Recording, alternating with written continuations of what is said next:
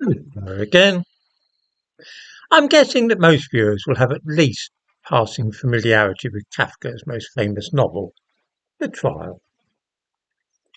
Comparing the present state of the kingdom to George Orwell's 1984 is a popular pastime these days. People are often quoting from 1984 to things like thought crime and so on to suggest that George Orwell accurately predicted much of what we now see.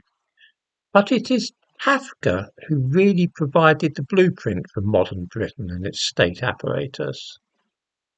Let me just read the opening sentence of the book. Someone must have been telling lies about Joseph K, for without having done anything wrong, he was arrested one fine morning. Obviously, Joseph K wants to know what he has done. And so, a page or two later, we read, one of the men tells him, "You are arrested."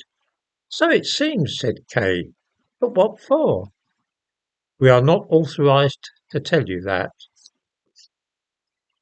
Now, here is a truly grotesque situation. A man is arrested for doing something, but those who have turned up at his home are not allowed to tell him why or what he is suspected of having done. Of course, in Nazi Germany and Stalin's Russia, this kind of thing came to pass within a decade of the publication of the trial. But for us in Britain, it remained an extravagant fantasy. A little after 10:30 on Sunday morning, though, this very scene was brought to life in the English county of Essex, where Alison Pearson, a journalist who writes to the Daily Telegraph, was getting ready to go to a Remembrance Day service. And there was a knock on the door, and she found two police officers standing there. They invited her to an interview at the police station. This related to a tweet she had allegedly made a year ago, which has led to an investigation relating to material likely or intended to cause racial hatred, which is, of course, a criminal offence under the Public Order Act 1986.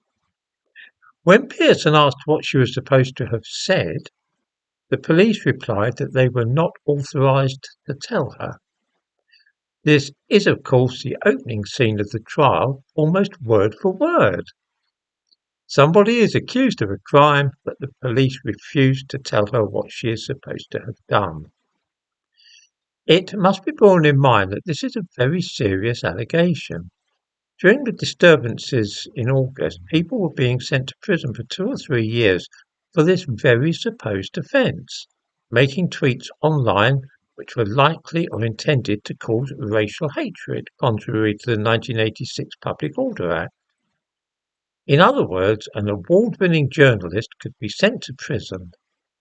A frightening prospect, but she has so far not been allowed to know what she is actually accused of. In the description to this video, I give links to a few news items about this affair, which is becoming something increasingly common to be used by the police. As arrests and clear-up rates for genuine crimes such as burglary, stabbing and rape are falling, so are arrests and convictions for saying stuff on social media rising. Dealing with such people is a good deal safer than hunting down dangerous criminals who might resist arrest. For the police, it is a soft and fashionable option, pursuing folk who might have upset somebody on the internet, instead of having to tackle an armed robber or a man waving a knife about. I can see why this is happening, but I'm not at all sure that it should be happening. In the meantime, if anybody wants to get to grips with the way that Britain is these days, I only recommend that they read The Trial.